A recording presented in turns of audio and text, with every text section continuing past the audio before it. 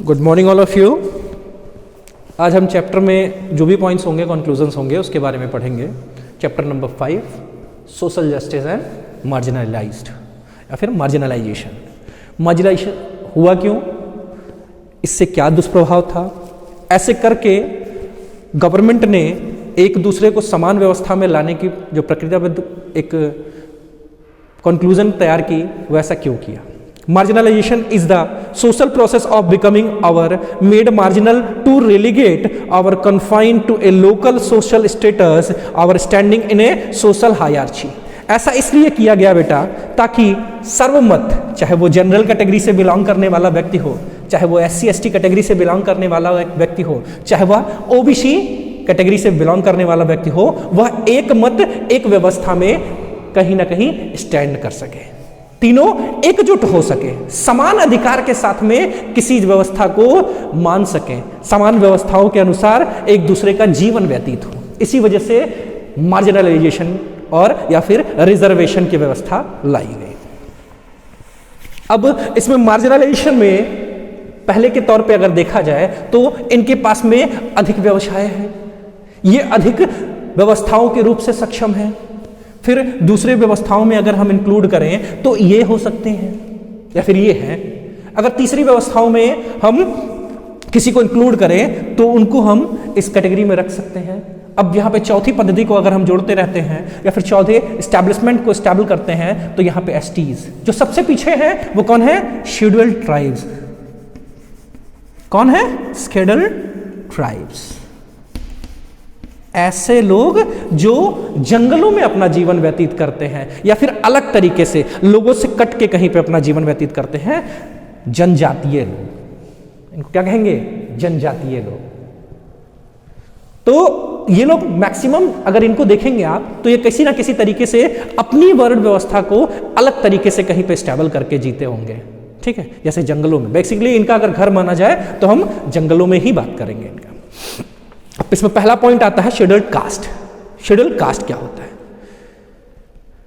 जैसा मैंने आपको बताया, जनरल, STs का मतलब हो गया शेड्यूल्ड ट्राइब्स, SCs का मतलब हो गया शेड्यूल्ड कास्ट, OBC का मतलब हो गया बेटा अदर बैकवर्ड कास्ट। इसमें यादवास, ठीक है, गुप्तास एंड ऑल इंक्लूडेड होते हैं, इसलिए इनको OBCs में काउंट अप करके रखा जाता है। SCs में आप बेसिकली अनरिजर्व पीपल्स को रखेंगे। ठीक है, जैसे आप अगर एग्जाम्पल के देखा जाए तो आप इसमें शेड्यूल कास्ट में कुछ ऐसे व्यवस्थाओं को रख सकते हैं जो छोटे छोटे कार्यों को करके अपना जीवन यापन करते हैं, ऐसे में SCs हो जाएंगे।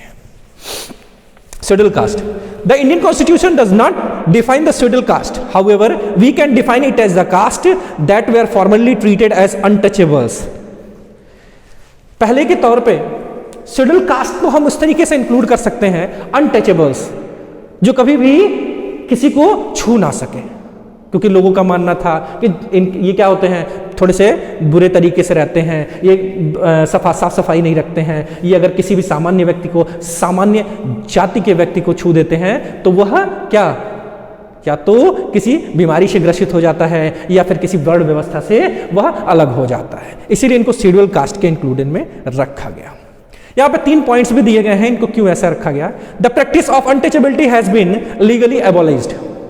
ऐसा क्यों किया गया कि जब भी ये अनटचेबिलिटी, जो छुआछूत की व्यवस्थाएं थी, इनको क्या दबाया गया, इसको क्या किया गया, पूर्ण रूप से दबा दिया गया। क्योंकि लोग क्या सोचते थे कि अगर इसकी व्यवस्था के साथ में अगर हम आगे का जीवन व्यतीत करेंगे तो कहीं ना कहीं समाज को हम 2 भागों में बांटते हुए दिखाई देंगे। कितने भागों में, 2 भागों में।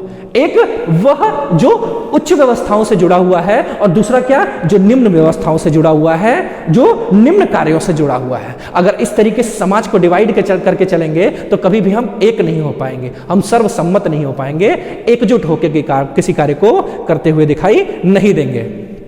No children can be banned from any school or institution। क्या होता था पहले के समय में, शेड्यूल कास्ट के मेंबर्स जो होते थे, जो बच्चे होते थे इनके, वो कभी भी किसी विद्यालय में पढ़ने जाते थे तो उनको किसी ना किसी वर्ण व्यवस्था के अनुसार डिवाइड कर दिया जाता था। नहीं नहीं, तुम शेड्यूल कास्ट से बिलोंग करते हो, तुम्हें किसके जनरल मेंबर्स के साथ में बैठने नहीं दिया जाएगा, आपको अलग रखा जाएगा, आपको अलग तरीके से किसी ना किसी सीट पे बैठाया जाएगा, या फिर आपको नीचे बैठना होगा। कहाँ, मतलब इनके साथ में नहीं बैठना होगा, नीचे बैठ के पढ़ाई या फिर ज्ञान अर्जित करना होगा। तीसरा मुद्दा आता है, they can not be denied entry in any public place. इनको क्या किया गया था, शेड्यूल कास्ट मेंबर्स को, इनको यह व्यवस्था ही नहीं दी गई थी ये किसी विद्यालय में घुस सके, किसी मंदिर में जा सके, भगवान की पूजा अर्चना कर सके। साथ ही साथ इनको किसी तरीके का अलग से अधिकार नहीं प्राप्त था, ये किसी भी रेस्टोरेंट में जा सके, किसी भी शॉप में जा सके, किसी भी होटल में जा सके, किसी भी मॉल में जा सके। तो जब किसी को इस तरीके से डिवाइड कर दिया जाएगा तो कहीं ना कहीं इंसान को कोई ना कोई परेशानी तो फेस करना ही पड़ेगा। तो इसीलिए क्या किया गया, इन व्यवस्थाओं को खत्म किया गया। 1947 में जब हम आजाद हुए तब इन व्यवस्थाओं को धीरे धीरे परिवर्तित किया गया, और आज के समय में हर व्यक्ति, प्रत्येक व्यक्ति समान दिखाई देने लगा।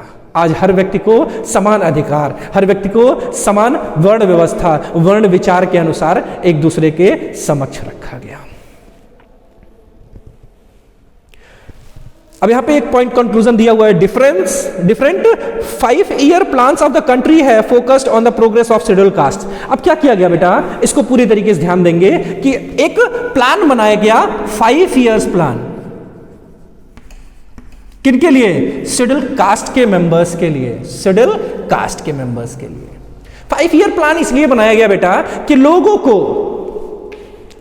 को जो समस्याएं हो रही हो, जैसे मान लीजिए 5 ईयर में क्या होगा, ये जो शेड्यूल कास्ट के मेंबर्स हैं वो कैसे थोड़े से स्टेबल हो जाएंगे, थोड़े से किसके, जनरल कैटेगरी के मेंबर्स के मूवमेंट्स में स्टेबल हो जाएंगे। तो इनको क्या दिया गया, रिजर्वेशन दिया गया कि जैसे मान लीजिए कि इनका अगर एग्जाम होता है और 100 में से इनको कितना लाना होगा, 85%, तो इसमें 20% रिजर्वेशन दे दिया गया इनको कि इनके नंबर, शेड्यूल कास्ट के मेंबर्स के नंबर अगर ये 65% भी होंगे तो यह पास्ड माने जाएंगे, ये उनसे बराबर माने जाएंगे। तो इनको क्या किया गया, इनके समान बनाने के लिए रिजर्वेशन प्रोवाइड करा दिया गया। क्या, रिजर्वेशन, ठीक है, कुछ पद के लिए, किसी व्यवस्था के लिए। जैसे आप जानते होंगे लोकसभा में अगर हम शेड्यूल कास्ट के रिजर्व सीट्स की बात करें तो कितनी है बेटा, 79। समझ गए, गुड। अब हम बात करेंगे शेड्यूल ट्राइब से, जो गांव की जनजातीय लोग होते हैं, जो किसी गांव के किसी परिवेश में रहने वाले लोग होते हैं, उनके बारे में हम जानेंगे। ऐसे लोग जो जंगलों में अपना जीवन व्यतीत कर रहे हैं, जो किसी खाली मैदान में अपना घर बना के रहने लगते हैं, ऐसे लोगों को शेड्यूल कास्ट मेंबर्स कहा जाता है। बेसिकली यह लोग इकोनॉमिकली काफी बैकवर्ड होते हैं, इनके पास में ज्ञान की भी कमी होती है, इनके पास में धन की भी कमी होती है, इनके पास में व्यवस्थाओं की भी कमी होती है, इसीलिए इनको शेड्यूल ट्राइब्स, जनजातीय लोग कहा जाता है। ये एकजुट होकर एक साथ में कहीं पर अपना जीवन व्यतीत करते हैं, इसी वजह से इनको शेड्यूल कास्ट, शेड्यूल ट्राइब के स्टूडेंट, शेड्यूल ट्राइब के लोग कहे जाते हैं। ये हमको पढ़ना किसके बारे में है बेटा, जो पॉइंट्स था, schedule tribes, scheduled tribes.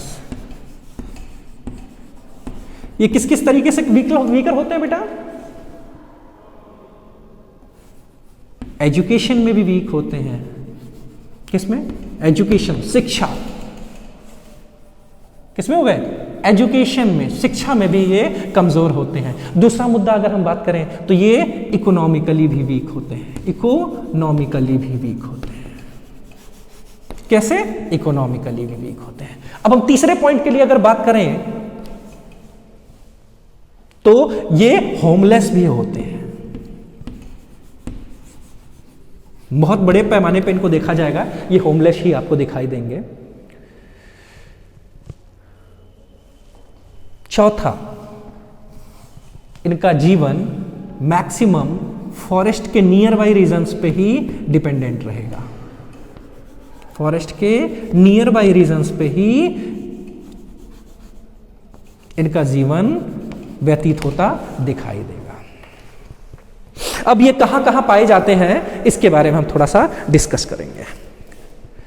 North eastern states में ये बड़े पैमाने पर पाए जाते हैं, इनकी पॉपुलेशन बड़े पैमाने पर पाई जाती है। जैसे जो राज्यों के नाम है बिहार, वेस्ट बंगाल, ओडिशा, राज्यों के नाम, सम स्टेट्स जहां पे ये बड़े पैमाने पे पाए जाते हैं उनके नाम हैं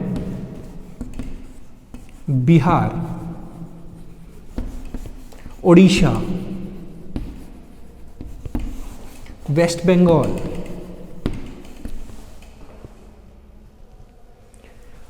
मध्य प्रदेश, छत्तीसगढ़।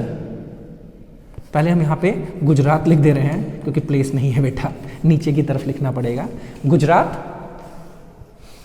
उसके बाद आपका हो गया छत्तीसगढ़,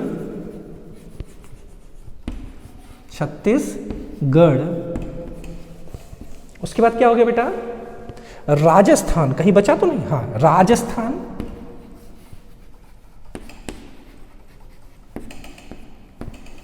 कहां पाए जाते हैं बेटा? Rajasthan, Maharashtra, Andhra Pradesh, Maharashtra, Andhra Pradesh, and some places of UP also, यहां पे यूपी नहीं दिया हुआ है।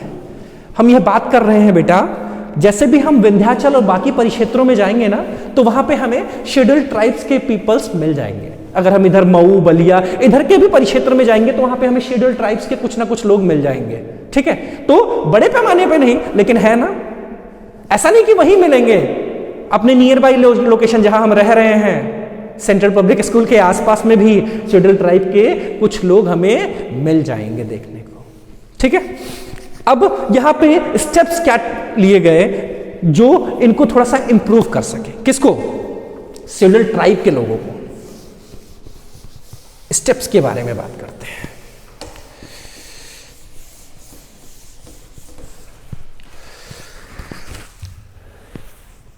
स्टेप्स में लिया गया बेटा, सबसे पहला मुद्दा जो है, the scheduled tribes have also been given the same kind of reservation as the scheduled castes.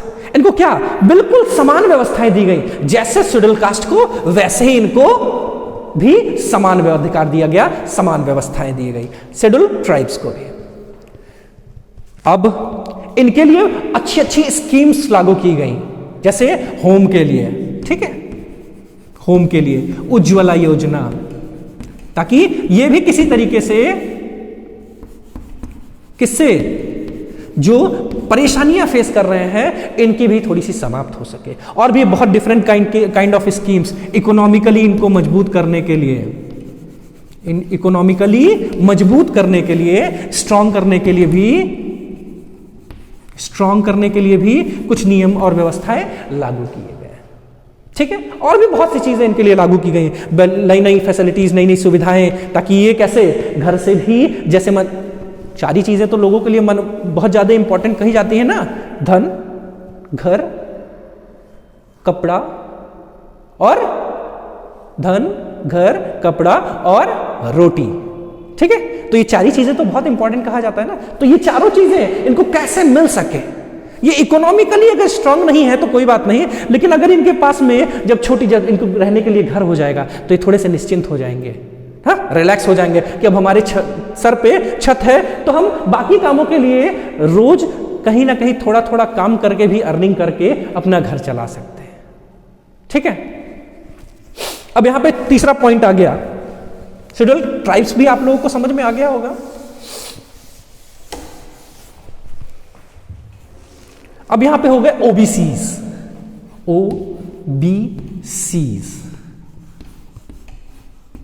Other backward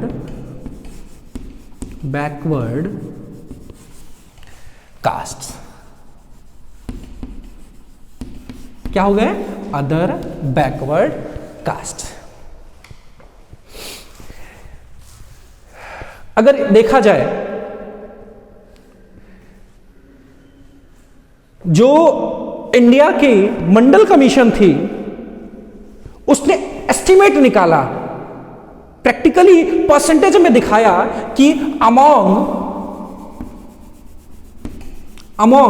52% of the population belongs to other backward caste. जो भारत की 100% 100% आबादी है उसमें अगर देखा जाए 52% जो पॉपुलेशन है वो ओबीसीज की है। यानी अगर सही तौर पे देखा जाए सरकार बनाने में इनका सबसे बड़ा योगदान, सरकार को गिराने में इनका सबसे बड़ा योगदान, सरकार को चलाने में इनका सबसे बड़ा योगदान है ना। यही हुए ना 52%, मतलब एक बहुत बड़ा परसेंटेज किसमें, ओबीसी से बिलोंग करता है। ठीक है, यादवास भी इसी से ही जुड़े होते हैं। ठीक, जिसको कहा जाता है कि वो 17 to 19% पाए जाते हैं ऑल ओवर इंडिया में। तो बहुत बड़े बड़े ऐसे ऑप्शंस रखे गए होंगे इसमें, तो हम एक एक पार्टिकुलर कास्ट के रिगार्डिंग इसमें बात नहीं करेंगे, हम टॉपिक्स और क्लैरिफिकेशन के रिगार्डिंग बात करेंगे जो चीजें हमको बेहतर तरीके से समझ में आ जाएगी। अब इनके लिए क्या, एक चीज आप लोग जानते होंगे बेटा, इनको अलग अलग तरीके से डिवाइड किया गया। ठीक है, और अब हम समाज में एक और व्यवस्था देख रहे हैं जिसमें ये कहीं ना कहीं छोटे छोटे पॉइंट्स पे डिवाइडेड है। जन्म से ही हमको एक कैटेगरी के हिसाब से इंक्लूड कर दिया जाता है। कोई जो जनरल परिवार में, जो सामान्य परिवार में जन्म लेता है, जो ब्राह्मण, ठाकुर और बाकी सब ऐसे क्षत्रिय और आप अगर कह सकते हैं श्रीवास्तवास, इनमें जो जन्म लेते हैं वो किस फैमिली से, जनरल कैटेगरी से बिलोंग करने वाले होंगे। बाकी मेंबर्स ओबीसी से बिलोंग करने वाले होंगे और जो शेष होंगे वो एसटी से बिलोंग करने वाले होंगे। ये क्या हमको बचपन से ही इसमें डिवाइड करके रखा जाता? नहीं, आपने अगर ओबीसी के घर में जन्म लिया है, ओबीसी कैटेगरी के, यानी आपने यादव के घर में जन्म लिया है, तो आप यादव ही होंगे। क्या हम कुछ अलग व्यवस्था, अलग विचार, अलग व्यवस्थाओं को मानते हुए आगे नहीं चल सकते हैं? बिल्कुल चल सकते हैं। हमको क्या करना पड़ेगा? अलग ट्रेडिशन को फॉलो करते हुए चलना पड़ेगा। अपने आप को श्रेष्ठ बनाने के लिए आगे बढ़ना होगा। अपने आप को जब हम देश में आगे बढ़ाएंगे तभी हम जाके देश भी हमारे हित में आगे कार्य कर पाएगा और देश भी आगे बढ़ेगा। तो हमें कैटेगरी वाइज डिवाइडेड होकर अगर हम काम कर रहे हैं तो जाहिर सी बात है कहीं ना कहीं हमें परेशानियां फेस करनी पड़ेंगी। Providing necessary support for assistance to the voluntary organizations who work for the welfare of the other backward classes in the direction of improving their education and social economical conditions। क्या किया गया? इनको अलग तरीके से कुछ एजुकेशन में व्यवस्थाओं को स्थापित करने के लिए अलग व्यवस्थाएं दी गई। द 11th 5-year प्लान, जो 11वां पंचवर्षीय योजना था 2007-8 से 11-12 तक, इनको क्या शेड्यूल कास्ट, शेड्यूल ट्राइब और इनको 9 ऑब्जेक्टिव्स, थोड़े अलग अलग मताधिकार प्राप्त हुए, अलग अलग कंक्लूजन्स में रखा गया ताकि ये क्या कुछ तरीके से ज्ञान, विशेष रूप से ज्ञान अर्जित कर सके और आगे बढ़ सके, बड़े पैमाने पे आगे बढ़ सके, ताकि आने वाले समय में ये भी कहीं ना कहीं स्टेबल होके हमारे देश में जो भी रह रहा है वो एक मत में कार्य करने के लिए व्यवस्थित हो जाए। Financial assistance has been also extended to them through pre-matric and post-matric scholarships। क्या हुआ? अगर एजुकेशन लेने के लिए इनके पास पैसे नहीं हैं तो कैसे छोटे छोटे क्या किए गए, छोटे छोटे क्या फाइनल असिस्टेंस किया गया। Thank you all of you. जय हिंद, जय भारत। आज के लिए आपकी क्लास ओवर।